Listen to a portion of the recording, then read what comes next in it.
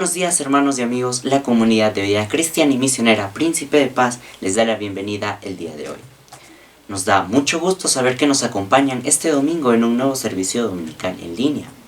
Esta mañana continuaremos con el estudio del libro de Oseas.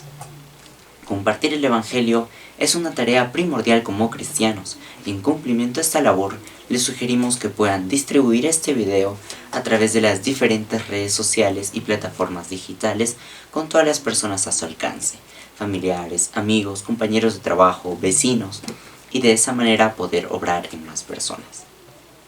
Si tienes algún motivo de oración o deseas que intercedamos por ti durante la semana, no dudes y escríbenos un mensaje en nuestras páginas de Facebook o de YouTube, o también puedes dejarnos un comentario en este video y posteriormente nuestro equipo se pondrá en contacto contigo. Queridos hermanos, demos inicio a este servicio con el pasaje de Éxodo 23. Mas a Jehová vuestro Dios serviréis, y Él bendecirá tu pan y tus aguas, y yo quitaré toda enfermedad de en medio de ti. Amados hermanos y amigos, oremos al Señor a través de este tiempo de alabanza.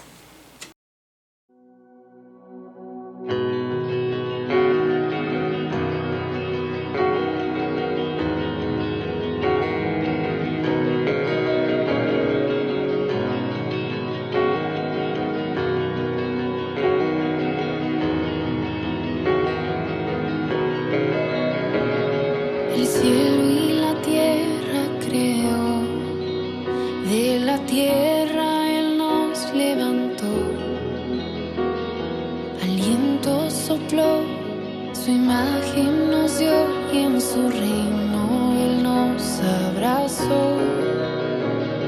El cielo a la tierra amó y la tierra su amor traicionó. El cielo lloró, pecado manchó el propósito de la creación.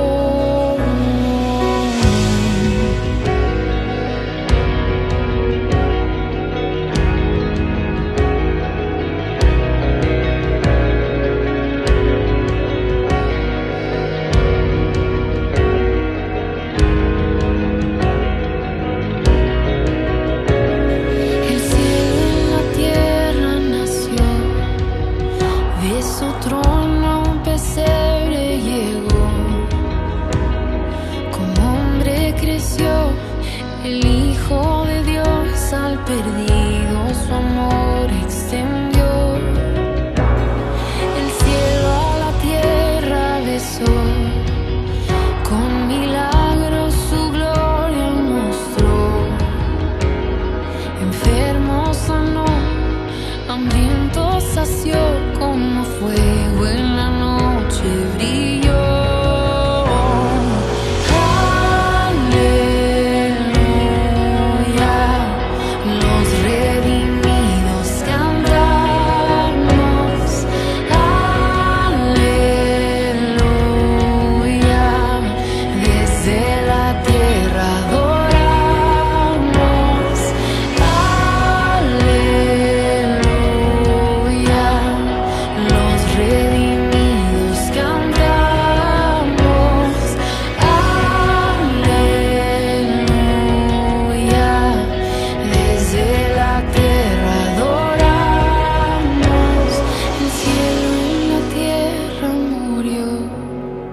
Cada gota de sangre vertió, clamando perdón para el pecador. En la cruz la esperanza venció. Y el cielo en la tierra triunfó, del infierno las llaves tomó. En gracia y justicia Él resucitó. Toda gloria a Jesús nuestro Dios.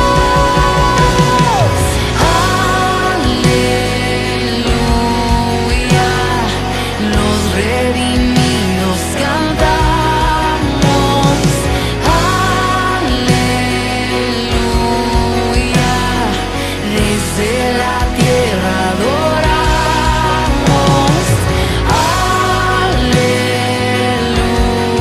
Aleluya.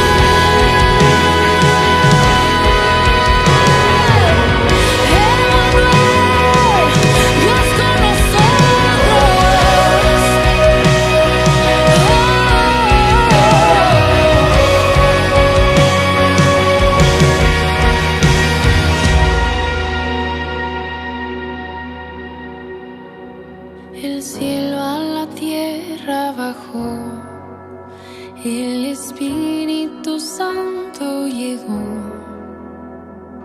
Lo puedes sentir en cada latir, despertando su reino en ti. El cielo a la tierra vendrá y la historia completa será. Pero al esperar podemos cantar: el cielo en la tierra aquí está.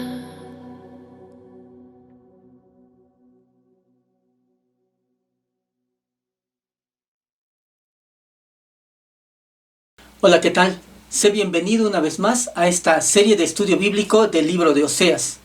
Para nosotros es un gusto compartir contigo la palabra del Señor, así que si tienes alguna inquietud, algún comentario o una pregunta, por favor déjanos tu comentario al pie de este video y será un gusto estar en contacto contigo y también acompañarte en oración a través de esta semana. Muy bien, estamos tocando el libro de Oseas, así que juntos vamos viendo capítulo a capítulo las verdades más importantes que podemos encontrar en este libro. Antes de considerar los capítulos 5 y 6 en esta ocasión, veamos rápido nomás una introducción para todo el libro de Oseas. No olvides que el libro de Oseas es el primero de los 12 libros llamados así profetas menores. Son llamados así porque en relación a libros como Isaías, Jeremías, Ezequiel, los últimos 12 libros del Antiguo Testamento, profetas menores, tienen menor contenido, básicamente por eso.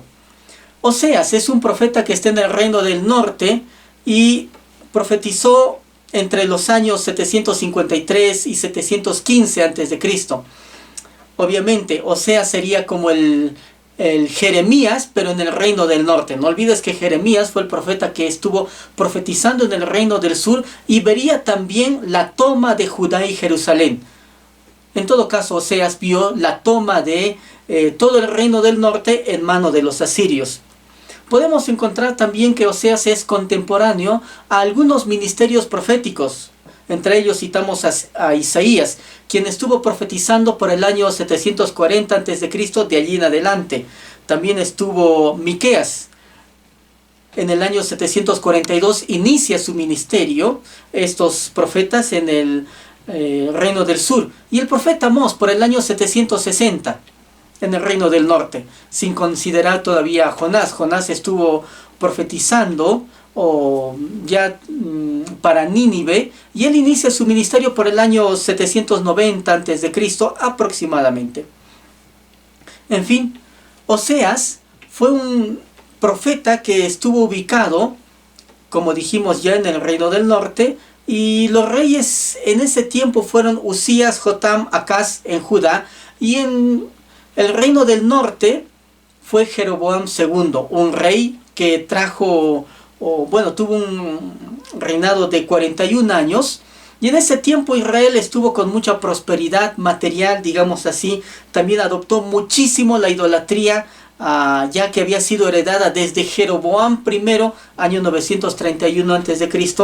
Y también la corrupción moral y la decadencia espiritual fueron fuertemente una característica del reinado de Jeroboam II. Todo el libro de Oseas lo hemos dividido en dos partes. Capítulos 1 al 3 nos hablaban básicamente de la historia personal de Oseas. Él se casa con Gomer. Gomer es una mujer que ha tenido una mala vida. Una mujer, dice en otras traducciones, ramera, prostituta, de fornicación, dice así la versión Reina Valera. Sin embargo, los capítulos 4 hasta el capítulo 14 nos van a hablar ahora de Israel y la relación de Israel con Dios. Y bueno, Dios le dijo a Oseas que se case con una mujer de mal vivir. Esto sería un reflejo de lo que era la relación del pueblo de Israel con el Señor.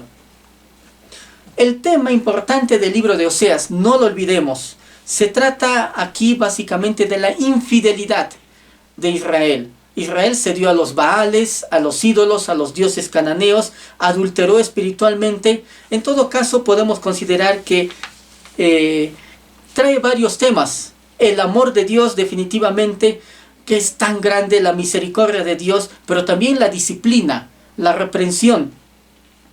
Así como Lucas nos está hablando del hijo pródigo, Oseas nos está hablando de la esposa pródiga. Y ahora del pueblo pródigo, un pueblo que no sabe valorar las bendiciones y la relación que tiene con Dios.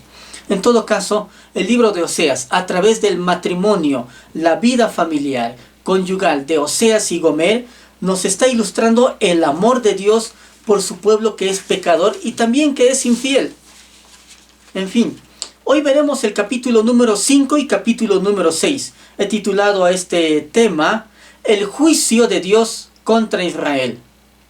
Bueno, si el capítulo 4 en todo caso nos describía el proceso de Dios hacia Israel, ahora el capítulo 5 nos va a hablar acerca de el veredicto que tiene Dios.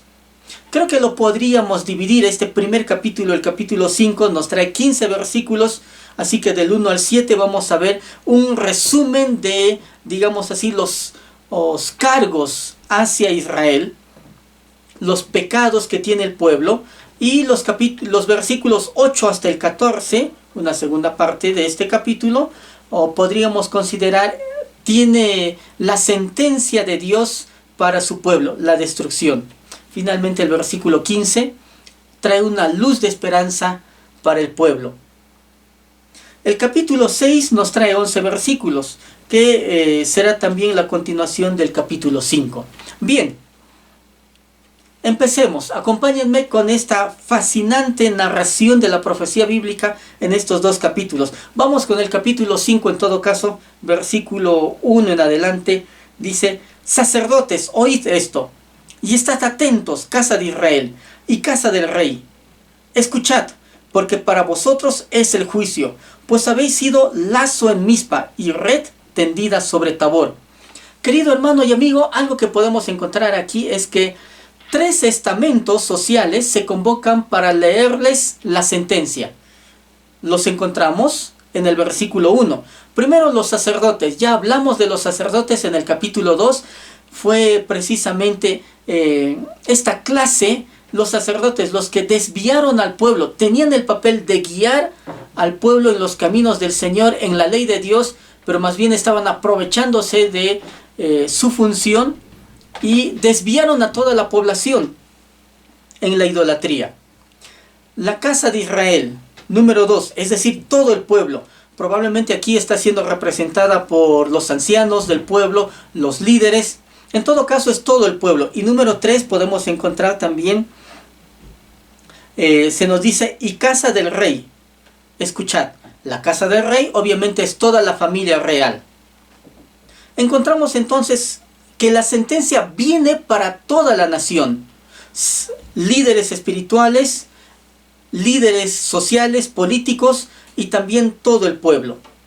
Y se nos dice esto, contra vosotros es el juicio, para vosotros es el juicio, pues habéis sido lazo en Mizpa y red tendida sobre Tabor. Ahora es interesante cuando se dice, han tenido red tendida en Mizpa y en Tabor. Mizpa básicamente es el sector que está al este del Jordán. Acuérdate, un poquito de geografía bíblica, el Jordán al este sería en el lado oriental y Tabor estaría al oeste. Estamos refiriéndonos entonces a los puntos extremos del reino del norte, que eran también en un sentido los lugares más importantes para la adoración al dios Baal, dios cananeo, que obviamente esto era un reflejo de la prostitución espiritual que estaba teniendo el pueblo, la infidelidad espiritual. En realidad, los líderes desviaron al pueblo de Dios.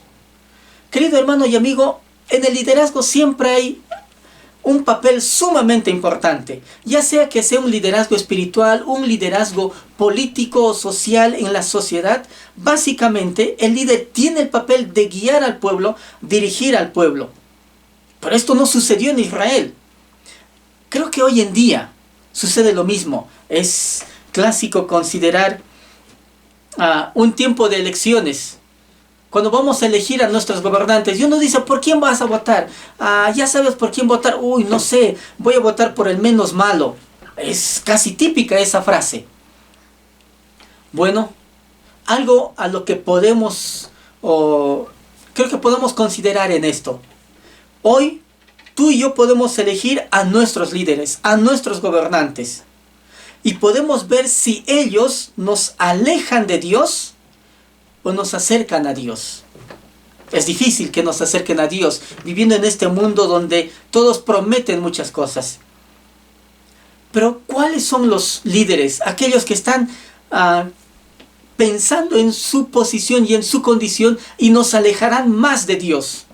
Bueno, estos líderes en Israel estaban alejándolos de los caminos, los principios y los propósitos de Dios. Algo muy triste, el pueblo de Dios tenía que tener guía, cosa que nunca sucedió.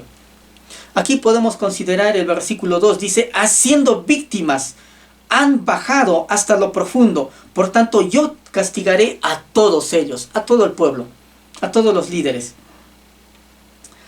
¿Qué podemos considerar aquí? Bueno, hay un detalle para considerar. El castigo de Israel definitivamente es descrito como un elemento correctivo, la disciplina del Señor. Algunos dicen, no, pero Dios no castiga. Bueno, hay que entender la narración bíblica en su contexto pleno, Antiguo y Nuevo Testamento. El Señor al que ama, disciplina, azota a todo aquel que tiene por hijo. Porque somos hijos de Dios, no somos bastardos. Así que aquí podemos encontrar la misma terminología que se puede encontrar en el libro de Proverbios capítulo 1 versículo 8, cuando se habla de instrucción, de corrección, todo ese conglomerado. Así que a pesar de todas las corrupciones y apostasías, Israel sigue siendo pueblo de Dios. Por eso Dios lo va a disciplinar. Y el capítulo 5 nos está hablando de eso. Hoy en día vivimos en tiempos como lo eran también en el reino del norte, siglo 8 a.C.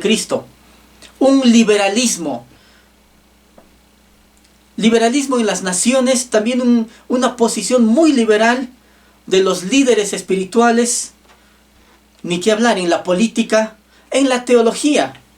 Y bueno, la consecuencia de tener este tipo de, diríamos así, teología liberal, es de que trae un deterioro a la sociedad presente. Cuando pensamos en este aspecto de teología liberal, es interesante, muchos creen en Dios. Es más, es algo que ha entrado dentro de los círculos cristianos, la teología liberal, que apela muchísimo y se caracteriza por eso la teología liberal, porque da excesiva importancia y pone en un peldaño superior a tres aspectos. Número uno, la razón. Todo lo que pasa en la vida y todo lo que voy a entender como revelación, como palabra de Dios, tiene que pasar por mi mente. Se racionaliza todo. Se da un peldaño a la razón más alto del que debería de tener. Se exalta la razón. Qué triste que es eso. La razón no está por encima de la palabra. Es la palabra de Dios la que está por encima de nuestra razón, de nuestro juicio. No significa que no debemos de usar nuestras neuronas. Significa más bien que toda nuestra sabiduría, todo nuestro intelecto, conocimiento, tiene que estar puesto al servicio de la fe. No al revés. No la fe para servir al conocimiento. El conocimiento no es otra cosa que la descripción de la realidad. Y obviamente, la palabra de Dios es completamente veraz. Otra característica de la teología liberal es que se exalta mucho la emotividad, las emociones, las sensaciones. Se da más lugar a las sensaciones, a la experiencia que uno tiene, que al principio bíblico, que a la palabra de Dios, que a la revelación especial que es la palabra de Dios. Y otra característica de la teología liberal es dar demasiado peldaño a la moral. Se considera que la moral es lo máximo, el máximo parámetro que tiene el ser humano. Aún es el medio por el cual la teología se tiene que desarrollar. Y bueno, esos van a ser los elementos de juicio para decir si es que algo es correcto o incorrecto. La razón, el conocimiento, las emociones, las sensaciones o la moral. Estas características son puntuales en la teología liberal. E Israel tenía una teología muy liberal, porque lo que pasaba por ellos Eso era lo que ellos iban a determinar si era correcto o falso. Por eso se mandaron a adorar a una cantidad grande de ídolos paganos. En fin, versículos 3 en adelante dice: yo conozco a Efraín e Israel. Israel no es desconocido, porque ahora, oh Efraín, te has prostituido y se ha contaminado Israel. No piensan en convertirse a su Dios, porque espíritu de fornicación está en medio de ellos y no conocen a Jehová. La soberbia de Israel le desmentirá en su cara. Israel y Efraín tropezarán en su pecado, y Judá tropezará también con ellos. Bueno, podemos notar que los versículos 3 al 5, allí podemos encontrar un contraste. Aun cuando ellos no conocen a Dios, no conocen a Jehová, dice el versículo 4, no piensan en convertirse a su Dios. Y el versículo 3 nos remarca, no conocen a Dios, pero Dios sí los conoce a ellos. Obviamente Jehová conoce a Efraín. Israel no le es desconocido. Dios conoce tu vida. Aunque tu vida haya estado lejos de los caminos de Dios o aún estando en el Señor, Él conoce de forma específica. Sabe nuestro levantar, nuestro acostar. Sabe específicamente todo lo que estamos pasando, viviendo, antes de que suba, nos dice la palabra, antes de que suba tal vez algo a nuestro corazón, Él ya sabe todo. Antes de que pronunciemos, Él ya sabe todo. Él conoce no solamente el pasado, el presente, tu futuro. Conoce las dudas que tienes, los temores que tienes. La pregunta es, ¿conocemos nosotros a Dios? ¿Pasamos tiempo con Él? El versículo 4 nos dice algo bien específico. No piensan en convertirse a su Dios, porque espíritu de fornicación está en medio de ellos. Qué triste hablar. Se supone que este es el pueblo de Dios. Si el pueblo de Dios anda tan lejos de Dios, ¿qué será con los demás? Es como considerar hoy en día. Se supone que estamos en el lado correcto, el cristianismo. Bueno, llámale cristianismo, evangélico, como tú desees. Se supone que estamos en el lado correcto. No somos nosotros los que deberíamos andar de la mano con la palabra de Dios a todo lado. Y no estoy hablando de llevar una Biblia bajo el brazo. Estoy hablando de practicarla a conciencia, esforzarnos en tomar los principios bíblicos todos los días. No solo para ciertas circunstancias espirituales, en toda situación de nuestra vida. Esto tenía que haber hecho el pueblo. Pero el pueblo de Dios, siendo pueblo de Dios, no lo practicaba. Estaba detrás de sus propios objetivos e idolatría. Imagínate cuánto más las naciones paganas. Así que podemos considerar, se dice, un espíritu de fornicación, una tendencia habitual en la sociedad fijada por la obstinación, por la terquedad. Bueno, entonces eso brota inevitablemente después, brota no solamente de un corazón apartado de Dios, sino más bien ahora va a producir obras de inmunda prostitución. El mayor pecado que tiene el pueblo es la arrogancia, la obstinación. Fíjense versículo 5. La soberbia de Israel le desmentirá en su cara.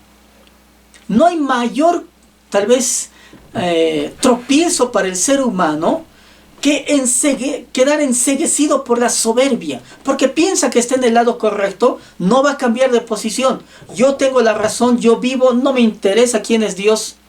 Ese tipo de pensamiento solo lleva a la destrucción al ser humano. Bueno, Israel imagina que puede ser el mismo pueblo. Ellos pueden ser su propia ley, salvarse con sus fuerzas, con su propio sistema religioso, su propia religión. Ya no sienten la necesidad de abandonar esos caminos y de volverse al Señor. Pero este tipo de arrogancia les presta una falsa seguridad. A cualquier persona que tiene esta actitud, no, yo no me interesa lo que pienses, no, la religión no me gusta. Esta arrogancia causa eso, una seguridad a veces, pero una seguridad vana, falsa. Dios asegura que Judá, que Israel tienen un inevitable castigo, las consecuencias de su pecado. Si nosotros tenemos esta actitud como sociedad, si desechamos a Dios, la sociedad solo tiene destrucción y una consecuencia fatal. El pecado persistente endurece el corazón de la persona y hace que sea difícil arrepentirse. El pecado persistente. Consideremos estos aspectos. Desobedecer deliberadamente a Dios puede marchitar muchas veces la conciencia. Primero empezamos, no tengo ganas de leer la Biblia, no tengo ganas de conectarme, no tengo ganas de estar con el Señor, no tengo ganas de orar. Estoy pasando por un desierto. No, ¿por qué pensar así? ¿Por qué confundir algunos aspectos? Tal vez estamos enfriando nuestra relación y comunión con Dios. Eso hace entonces que primero el corazón se enfríe, luego se endurezca, luego nuestra conciencia finalmente llega a estar tan cauterizada que ya no nos interesan los principios bíblicos. Podemos considerar algo. Cada pecado hace que el siguiente pecado sea más fácil de cometer. No permitas, querido hermano y amigo, que el pecado endurezca nunca tu corazón. Permanece lo más alejado posible de las prácticas pecaminosas. O el pecado te aleja de la Biblia, o la Biblia te aleja del pecado. Versículos 6 en adelante dice: con sus ovejas y con sus vacas andarán buscando a Jehová, y no le hallarán. Se apartó de ellos. Contra Jehová prevaricaron, porque han engendrado hijos extraños. Ahora, en un solo mes serán consumidos ellos y sus heredades. Bueno, los versículos 6 y 7 están anunciando proféticamente la ruina que sería inminente para el reino de Israel. Aquí se ven varios aspectos. Yo diría básicamente 2 o 3. Número 1, de nada les valdrán ahora unos sacrificios en los que Dios no se complace. Por eso se nos enmarca: con sus ovejas y con sus vacas andarán buscando a Jehová. Le van a traer ahora sí. Cuando estén pasando mal tiempo, recién van a venir a buscar al Señor con sacrificios. Ahora Dios no responderá. Y se nos habla todavía más adelante: contra Jehová prevaricaron porque han engendrado hijos extraños. Antes se nos menciona: y a Jehová no hallarán, porque se apartó de ellos. Obviamente Jehová se retira entonces de estar de en medio de su pueblo, de ayudando, de estar bendiciéndolos. ¿Cuántas personas solamente buscan a Dios por la bendición? No debe de ser así. Ellos han violado el pacto, han desobedecido al Señor. Así que, número 3, han engendrado hijos bastardos. Es decir, hijos que no tienen que ver con esa relación del pueblo con Dios. Ahora son hijos de la idolatría, que van tras dioses ajenos. Bueno, podemos considerar aquí que la prevaricación a la que se hace mención han engendrado hijos extraños. Ellos no criaron a sus hijos en la disciplina, en la amonestación del Señor, en la palabra del Señor. Tú y yo sabemos que como padres tenemos el deber de enseñar a nuestros hijos no solamente el camino del Señor, de introducirlos en ese camino. Algunos dicen: no, pero yo no puedo obligar a mis hijos. Mientras estén bajo tu techo, mientras sea tu responsabilidad educarlos, es tu deber ponerlos en el camino correcto. No es solamente un hecho de opción de nuestros hijos. Un día ellos decidirán por sí mismos, pero mientras estén bajo nuestra tutela, ese es nuestro papel. El Señor nos dice que sus palabras deben ser puestas aún en los dinteles de la puerta. Que hay que enseñarles a los hijos, inclusive cuando estos se vayan a la cama. Todo el libro de Deuteronomio es una réplica de la ley y tiene que ver con: enseñarás a tu hijo y lo instruirás en la palabra del Señor. Bueno, hay que continuar enseñándoles la palabra de Dios para que ellos tomen decisiones correctas el día de mañana, mientras sea posible. Instruye al niño en su camino y aun cuando fuere viejo no se apartará. Bueno, aquí en la situación de Israel podemos encontrar que ellos han engendrado hijos extraños. O sea, que ellos no conocen a Dios, no saben de Dios, solo saben de paganismo, idolatría. Versículos 8 en adelante. Tocad bocina en Gabá, trompeta en Ramá, sonad alarma en Bet-Aven. Tiemblo Benjamín, Efraín será asolado en el día del castigo. En las tribus de Israel hice conocer la verdad. Los príncipes de Judá fueron como los que traspasan los linderos. Derramaré sobre ellos como agua mi ira. ¿Qué podemos encontrar en esta parte? Bueno, después de la insensatez de Israel y de Judá de acudir en busca de otros reinos, Asiria, incluso también Egipto en su momento, el Señor dice nada les va a salvar. Así que los dirigentes políticos y religiosos del país estaban en realidad cavando su propia desgracia. Algo que tenemos que considerar. Dios mismo era la causa íntima, última y directa de la decadencia que vendría a Israel, porque Dios ahora estaba dándole poder al imperio asirio para que vaya y tome cautivo a todo el reino del norte.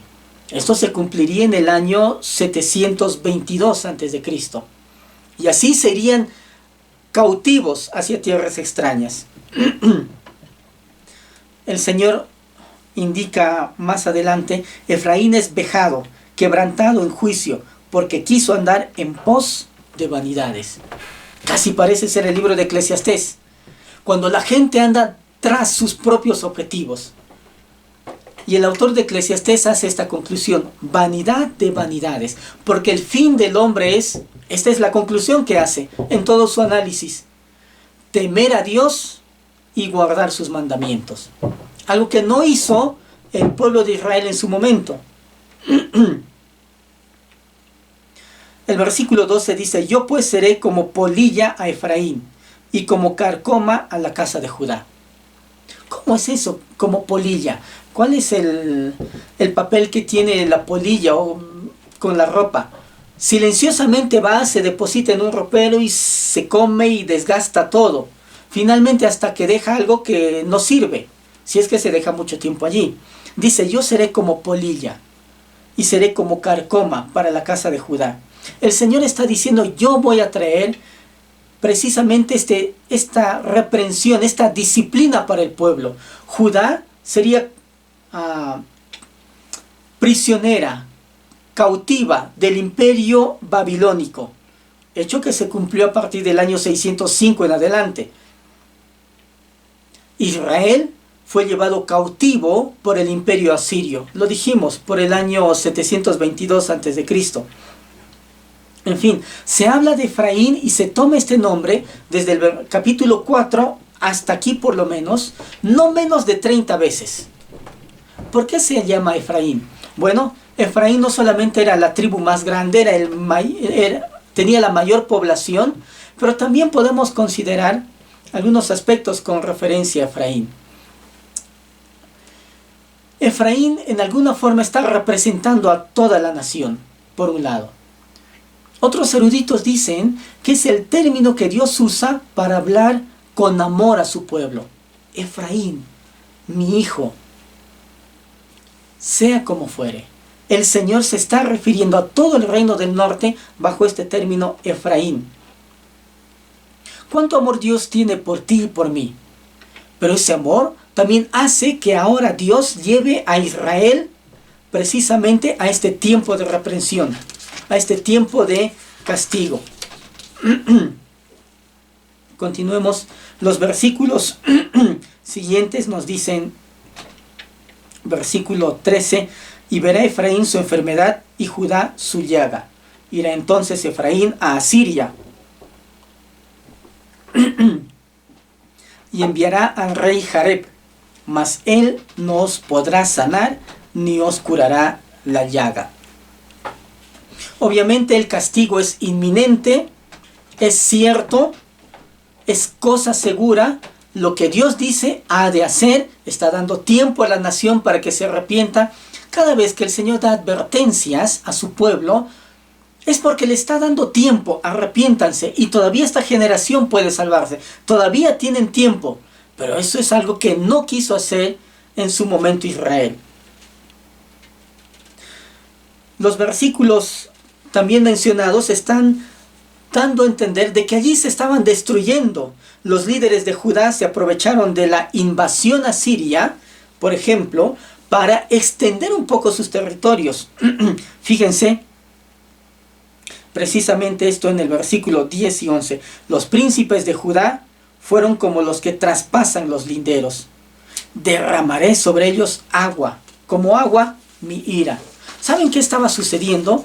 Ustedes saben que a la muerte del rey Salomón, el reino del país se dividió en dos. Esto sucedió en el año 931 a.C. Entonces, 10 tribus estuvieron en el norte, eso es Israel, 2 tribus en el sur, es el reino de Judá. Pero allí habían límites. Y Dios estableció algo, que todos tienen que respetar los límites de cada tribu. Y aquí Dios está acusando a Judá de tratar de expandir sus límites. Acompáñame por un momento y veamos este pasaje. Deuteronomio, por favor,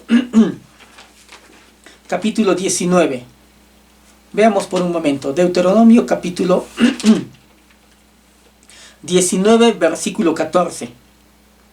En la heredad que poseas en la tierra que Jehová tu Dios te da, no reducirás los límites de la propiedad de tu prójimo, que fijaron los antiguos.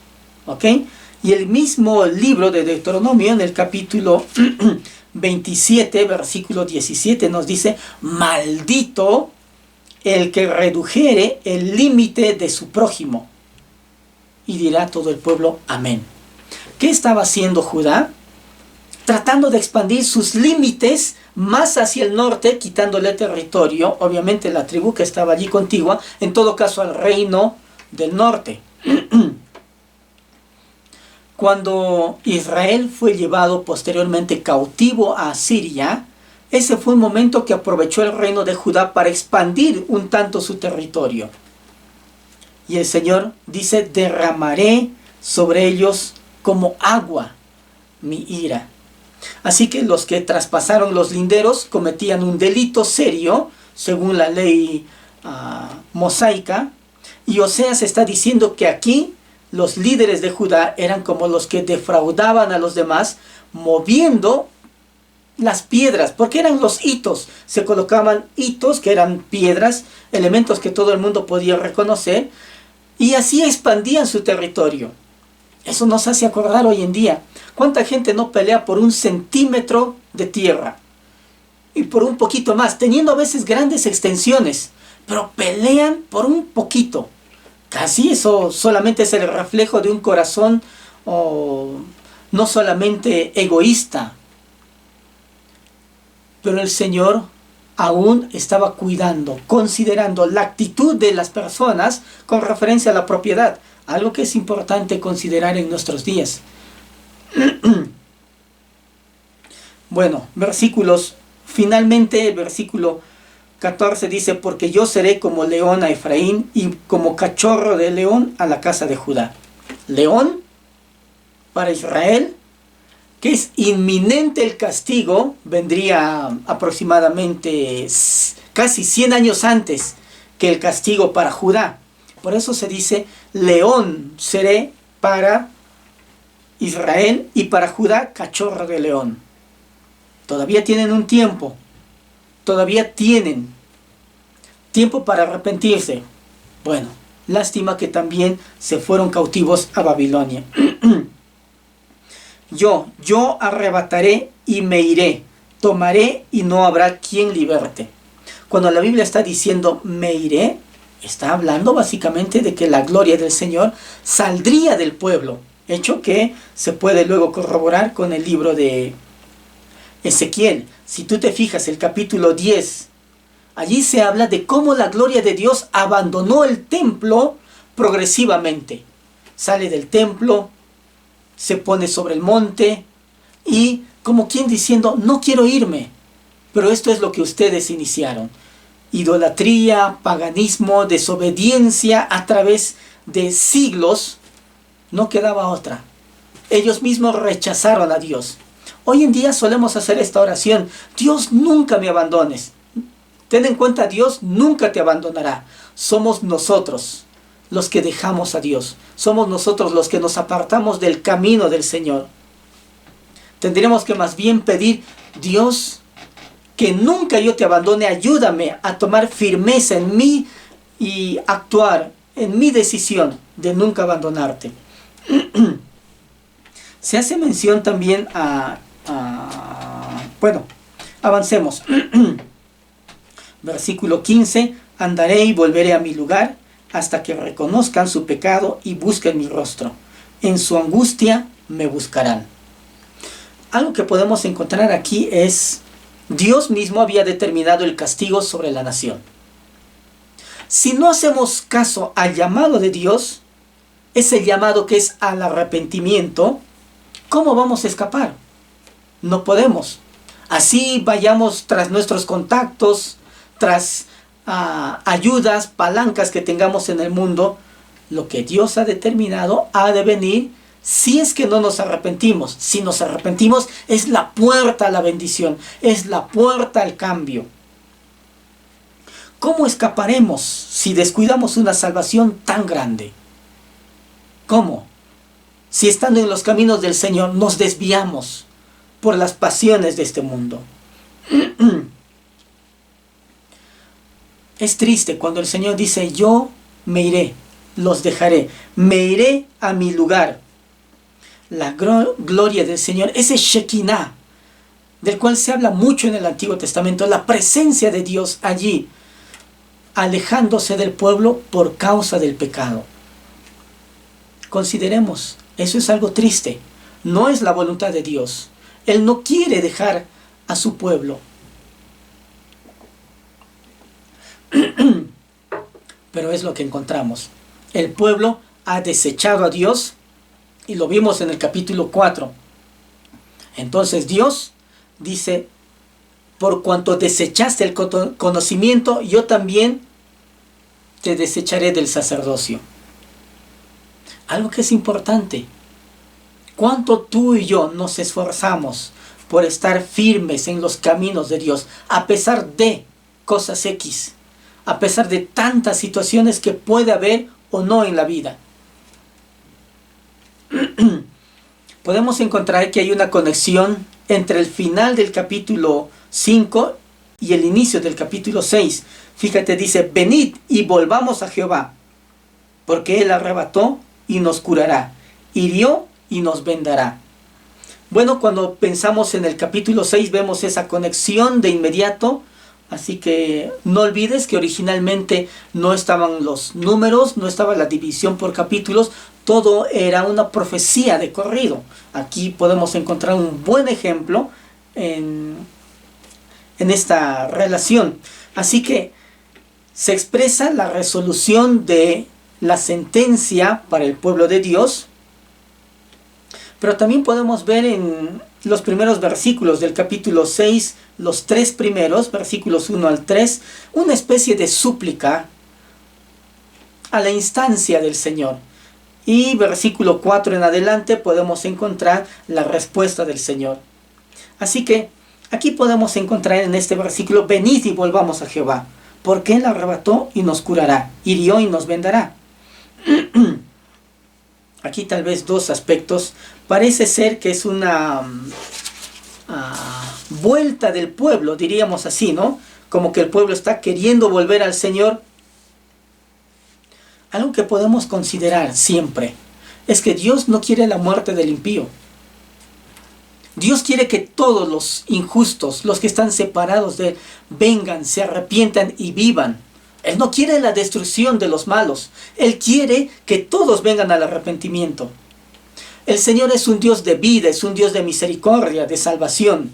Isaías 45, versículo 22 nos dice: volved el rostro a mí y sed salvos, todos los confines de la tierra, porque yo soy Dios y no hay más.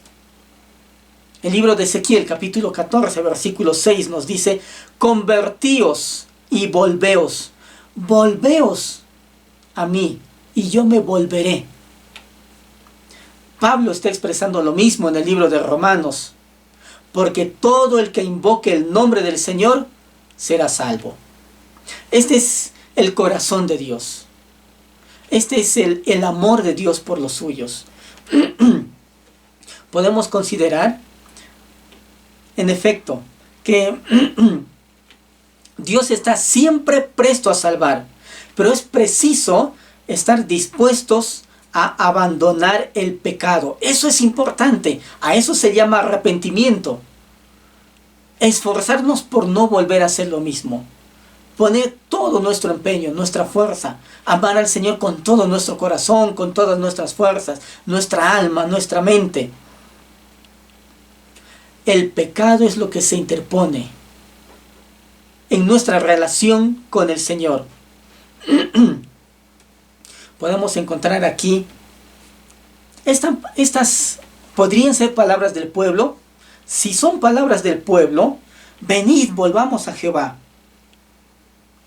Parecería un arrepentimiento, pero ¿cuánto duraba el arrepentimiento del pueblo de Dios?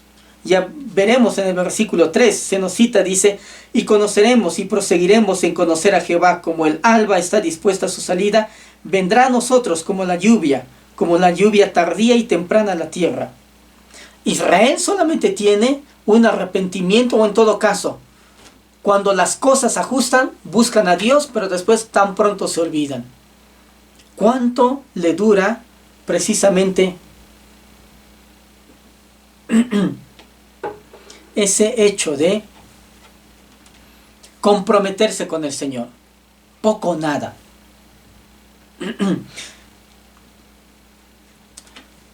Antes de avanzar, antes de que se nos vaya el tiempo, el versículo 2 nos dice algo interesante: nos dará vida después de 2 días. En el tercer día nos resucitará y viviremos delante de Él. Obviamente, cuando está hablando de después de 2 días, al tercer día, esta es una referencia también que después la podríamos ver analógicamente con el Señor resucitando al tercer día, un día de victoria, etc. Pero pensemos por un momento en este momento contextual que está teniendo Israel. Se está refiriendo a que después de 2 días, esto habla de un breve periodo de tiempo. Bueno, la restauración de Israel ocurrirá definitivamente cuando venga el Señor en su reino milenial. Allí será la restauración plena. El versículo 3 parece en todo caso también expresar un sincero deseo, no solo de conocer, sino también de proseguir en conocer a Jehová. Ahora podemos considerar aquí algo. En un encuentro personal y nacional con Dios, los israelitas aprenderían que Dios es fiel como el amanecer que aparece un día tras otro. Eso definitivamente. Cuando tú y yo nos levantamos cada mañana, así como ves que sale el sol, es la fidelidad del Señor. Pues Él sostiene no solamente el cosmos, esa es evidencia de que Dios mantiene sus promesas. La gracia de Cristo Jesús en nuestras vidas es como la lluvia temprana y como también la lluvia tardía, pues por medio de ella no solo se comienza nuestra obra de llevar fruto a Dios, sino que también continúa la permanencia en el Señor. ¿Sabes? Por este tiempo, visitando algunas comunidades campesinas, cuando no había lluvia, uno podía llegar a los hogares, a las casas. ¿Tienen un motivo de oración?, podíamos preguntar. Y decían: sí, por favor, quisiéramos que oren para que llueva. Así, sí, algo que tal vez para los que vivimos en ciudad no es tan importante la lluvia, pero para la gente que esté en el campo, de la lluvia depende su cultivo, sus chacras. No pueden sembrar si no hay la lluvia temprana, las primeras lluvias. Esperan las primeras lluvias para que recién siembren y después viene entonces todo el temporal de lluvias y la lluvia tardía, que es importante. Para los que estamos en la ciudad probablemente no. Israel es un pueblo eminentemente campesino, agrícola. Y para ellos era tan importante y evidencia directa de la bendición de Dios. Cuando estamos pensando en la bendición de Dios, todos queremos su bendición, pero estamos dispuestos a cumplir con la responsabilidad de ser hijos de Dios. Este es un aspecto que no cumplió Israel, pero querían la lluvia, pero no querían cumplir el ser pueblo de Dios. Podemos encontrar que estas primeras palabras referidas en estos versículos podrían haber sido tal vez del pueblo. Si fueron del pueblo, entonces aquí encontramos algo triste, que si fueron del pueblo es un compromiso tan vano y rápido y se esfuma tan pronto. Versículo 4 dice: ¿qué haré de ti, Efraín? ¿Qué haré de ti, oh Judá? La piedad vuestra es como nube de la mañana y como el rocío de la madrugada que se desvanece.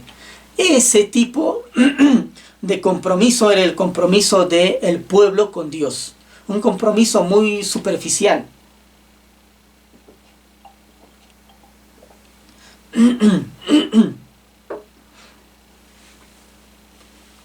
¿Qué haré contigo, Efraín? Es como cuando dice un padre o una madre con referencia a mi hijo: ya no sé qué hacer, he hecho de todo, pero mi hijo sigue en el mal camino.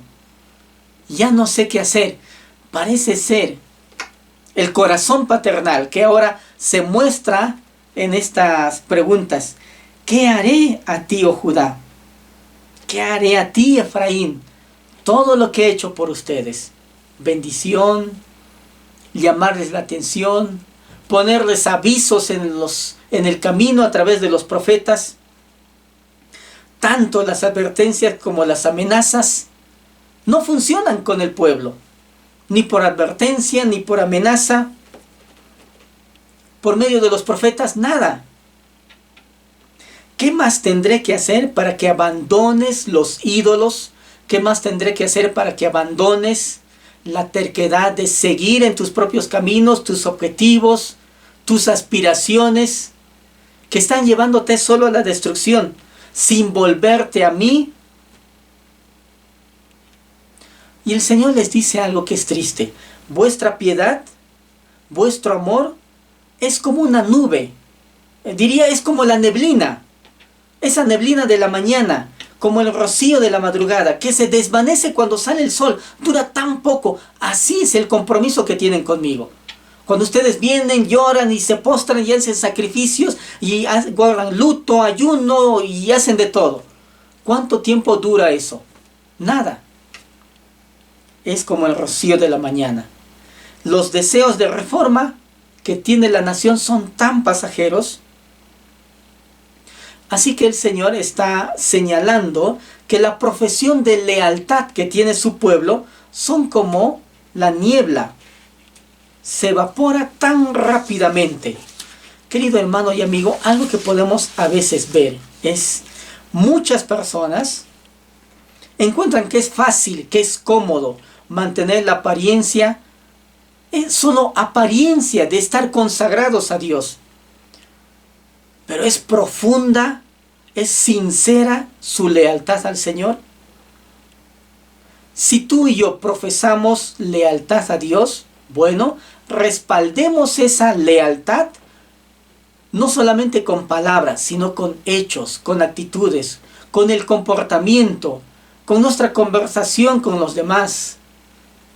Respaldemos esa lealtad al Señor con nuestro actuar, con nuestra vida diaria. El corazón de los pecadores es piedra dura. Fíjense, versículo 5. Por esta causa los corté por medio de los profetas, con las palabras de mi boca los maté, y tus juicios serán como luz que sale. Mi juicio será como la luz, todo el mundo lo verá. Será tan evidente que no habrá alguien quien pueda ocultar. ¿Sabes? Aquí el Señor está hablando duramente, firmemente con su pueblo. Este es el aspecto que es importante dentro de ese panorama del amor. El amor involucra instrucción. El amor involucra precisamente muestras de afecto, de cariño. Pero también el amor involucra corrección, disciplina. El amor involucra el buen ejemplo. No solamente es dar caricias, no solamente son palabras bonitas.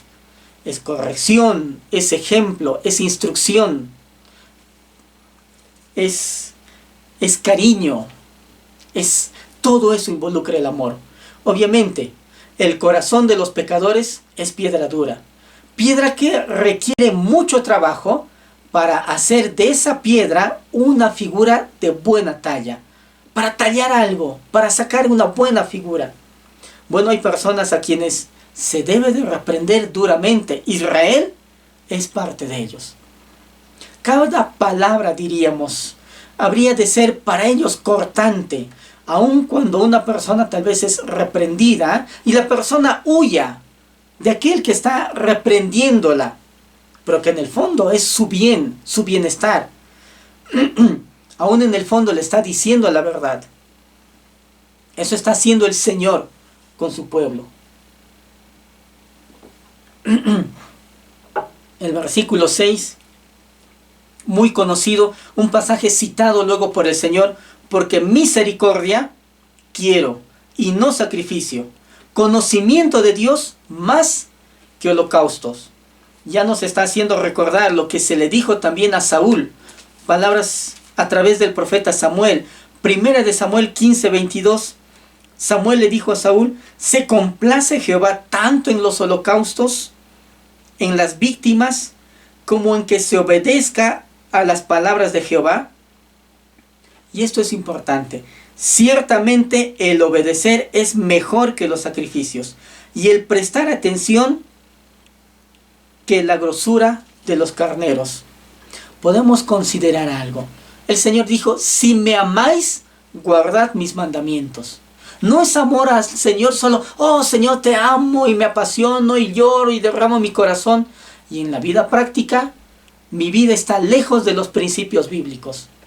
Mi vida tiene que ser un reflejo de lo que profeso al Señor. ¿Saben? Cuando no es así, simplemente se convierte en religión. Y ya algunos han dicho: la religión ya ha sobrepasado su utilidad en este tiempo. ¡Qué triste! Bueno, lo que tú y yo tenemos no es religión. Y sí, la religión nos va a llevar... La religión básicamente es el esfuerzo humano por alcanzar a tener méritos delante de Dios, por alcanzar a ser buenos por nosotros mismos, por alcanzar los estándares de Dios, a través de nuestros métodos. Eso es religión. Pero tú y yo tenemos no religión, tenemos comunión con Dios. Desde que yo acepté a Cristo Jesús, dejé todo lo que tenía que ver con la religión. Pero lo que el pueblo estaba teniendo era religión. Cumplir bien con sacrificios, con holocaustos, cumplir bien con los parámetros, los 50, no esto, y casi uno vive una vida austera, franciscana del tiempo medieval, y piensa que uno es buen cristiano. No.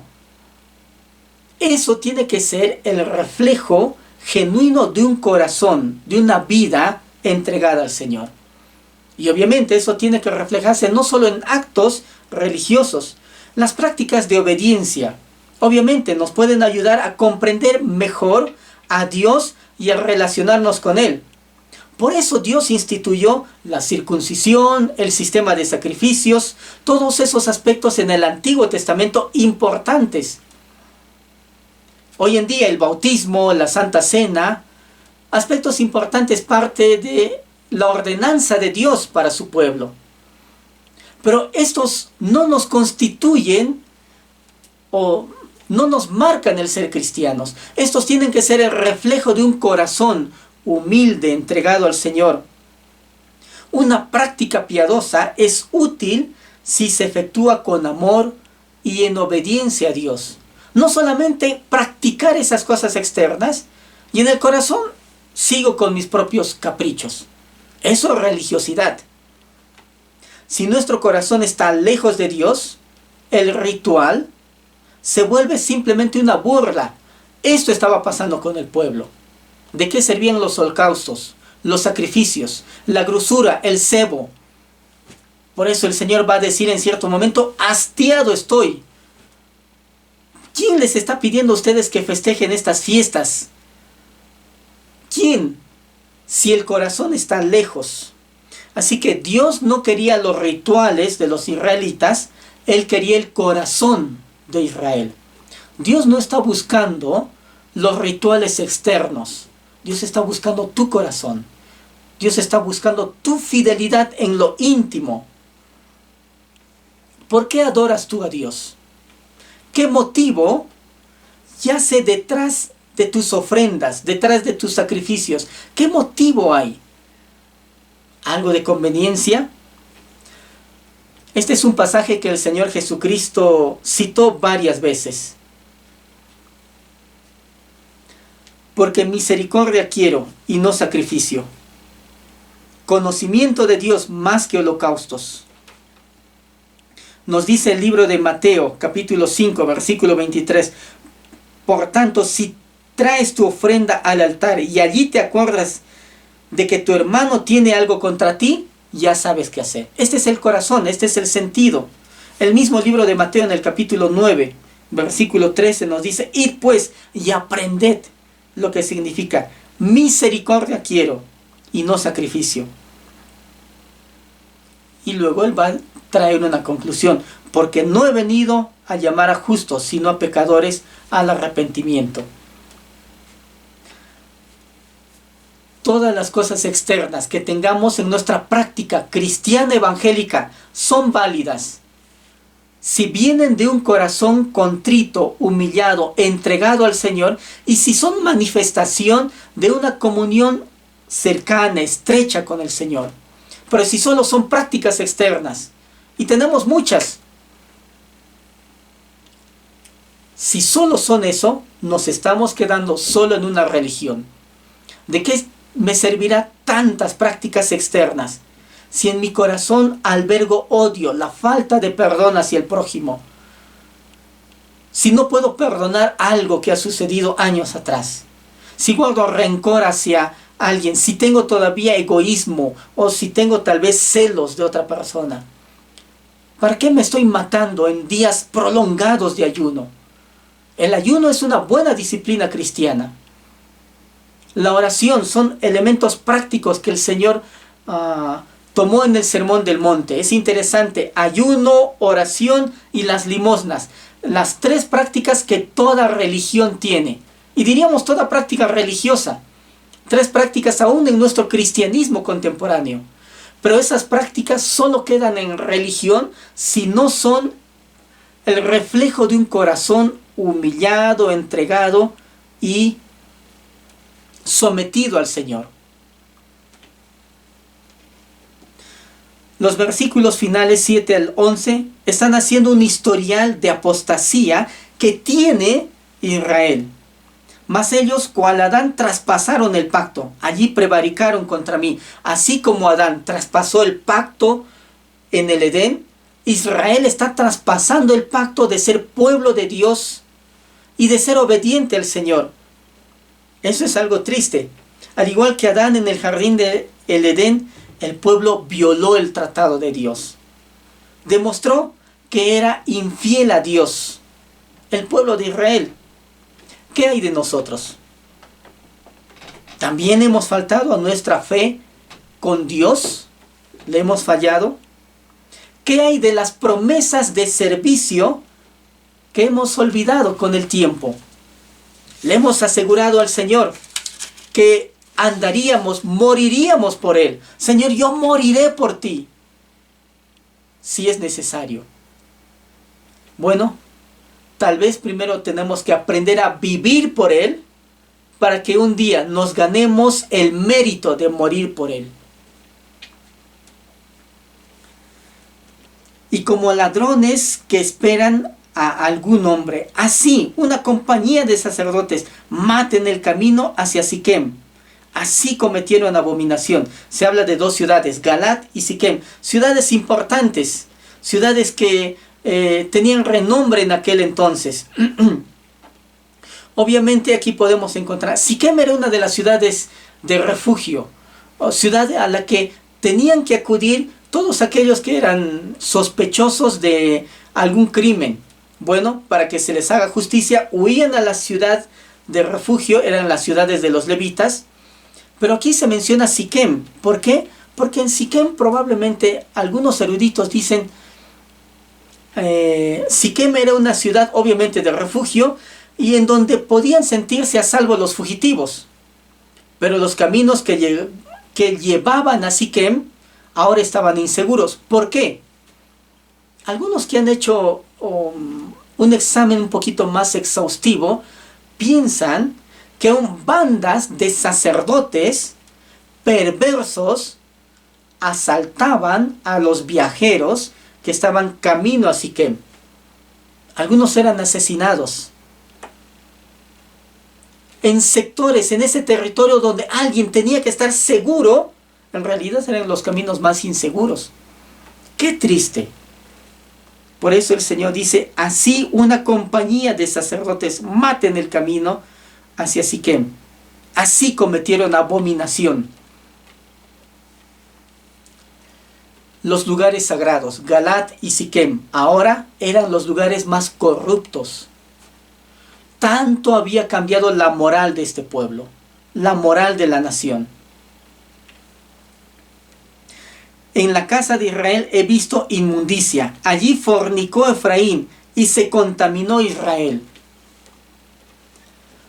Todos los pecados del pueblo se están enumerando. El Señor tiene esta actitud esperando que el pueblo se arrepienta.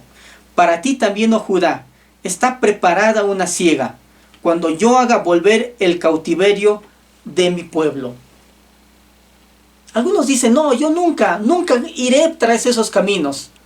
Judá podía gloriarse y decir, Israel, no, nosotros estamos bien, nunca caeremos en la bajeza que ha caído Israel. Bueno, con el tiempo habían imágenes diseñadas allí en el propio templo del Señor, en el templo de Jehová, allí en Jerusalén. El reino del sur, Judá, también cometió pecados de idolatría y aún mayores. Se nos dice todavía en el libro de Ezequiel, el libro de Jeremías, mayores pecados había cometido Judá. Uno dice, no, nunca voy a ir tras esas sendas, nunca cometeré tales acciones. Bueno, la Biblia nos está diciendo, el que esté firme, mire que no caiga. Tú y yo, querido hermano y amigo, tenemos que tener en cuenta algo. Y algo que a veces lo olvidamos con el tiempo. El Señor trajo un juicio contra su pueblo. ¿Por qué? Porque había pecado.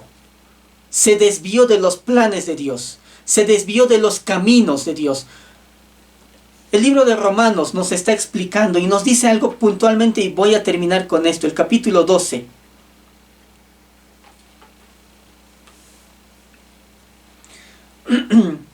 Versículo 2. No os conforméis a este siglo, sino transformaos por medio de la renovación de vuestro entendimiento. Renueva tu entendimiento, renueva tu perspectiva de ver la vida, de cómo ves este mundo, las prioridades, el trabajo, el estudio, la casa, la familia, el ministerio, la palabra de Dios. Cómo ves a Dios, renueva tu mente, para que comprobéis cuál sea la buena voluntad de Dios.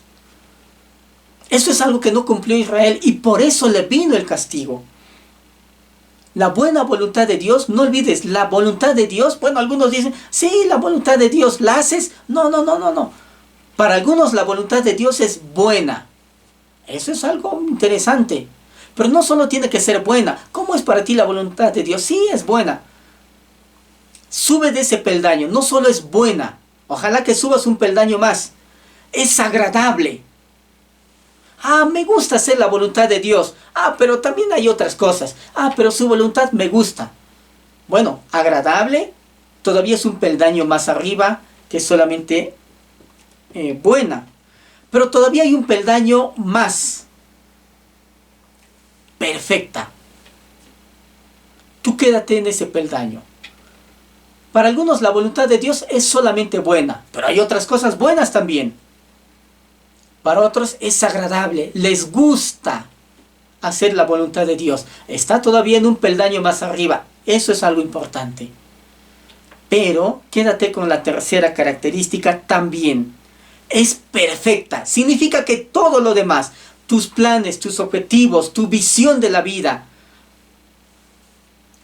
son no solo obsoletos, son más bien alejados de la voluntad de Dios. Todo lo demás no sirve, será vano, será desechable. Solo la voluntad de Dios para tu vida es perfecta. Será como anillo que encaja en el dedo. Para que tú compruebes cómo es la voluntad de Dios. Buena, sube ahí un peldaño, agradable, perfecta. Así tiene que ser para ti la voluntad de Dios. Por eso ansiamos hacer la voluntad de Dios. ¿Y cómo encuentro su voluntad? Bueno, si no tienes la pasión de obedecer la voluntad de Dios, no busques, no preguntes, Señor, ¿cuál es tu voluntad para mi vida? Si solo estás apasionado con la decisión de hacer la voluntad de Dios, pregunta por ella. Si no, simplemente será desperdicio de tiempo. Te quiero animar a que juntos valoremos los capítulos 5 y 6 del libro de Oseas. Hagamos una oración para finalizar. Y que sea de edificación esta palabra para ti y para mí. Oremos. Señor, te damos gracias porque podemos ver en tu palabra que tú traes llamadas de atención para nuestra vida. No significa que estemos en pecado necesariamente, pero significa que a veces nuestra visión de las cosas de este mundo y de tu reino pueden a veces opacarse por las cosas que están pasando o por las aspiraciones que nosotros tenemos de este mundo. Por favor, ayúdanos a entender cómo es tu voluntad. Buena, agradable y perfecta. Que el castigo que has traído sobre Israel, que has traído sobre Judá, mostrados también aquí a nivel profético en el capítulo 5 y 6, sean un ejemplo para nosotros. Para que no caigamos en las mismas sendas, pensando que nuestra arrogancia nos va a salvar de cualquier situación. Que nuestra posición, nuestra moral, nuestro razonamiento, o nuestras expectativas, o nuestras sensaciones de la vida, van a sacarnos de la situación en la que estamos. Solo es tu mano, tu palabra, la que nos puede llevar a buen puerto. Ayúdanos y te damos gracias. Oramos agradecidos por el amor tuyo hacia nuestras vidas. En el nombre de Cristo Jesús hacemos esta oración. Amén. Hermano y amigo, es un gusto compartir contigo la palabra del Señor. Deseamos que te puedas conectar en una nueva sesión en esta serie de estudio bíblico del libro de Oseas. Hasta entonces, que el Señor te bendiga. Queridos hermanos, esperamos que el estudio de los capítulos 5 y 6 de Oseas sea de bendición y ayuda para todos ustedes durante esta semana. Antes de despedirnos, les recordamos que tenemos escuela dominical en línea todos los domingos a las 10 de la mañana. Si deseas aprender más de la Biblia, escríbenos un mensaje a una de nuestras distintas redes sociales y te daremos información detallada respecto a nuestros estudios bíblicos que se realizan de lunes a sábados en horarios diferentes. Puedes escucharnos también de lunes a viernes en nuestros programas radiales de 6 a 7 de la noche a través de Radio Jerusalén en el 630 AM. O mediante nuestras transmisiones en vivo por el mismo horario por Facebook y YouTube. Tenemos reuniones de grupos familiares en línea los días martes, jueves y sábados a las 7 de la noche. Te invitamos a formar parte de nuestras reuniones para damas, todos los sábados a las 7 de la noche. Nuestras reuniones de jóvenes se realizan los sábados a las 4 de la tarde. Si deseas mayor información o asistir a cualquiera de estas reuniones, escríbenos un mensaje al número que aparece en pantalla y nuestro equipo se pondrá en contacto contigo. Queridos hermanos, nos encontramos en el próximo servicio. Que Dios los bendiga.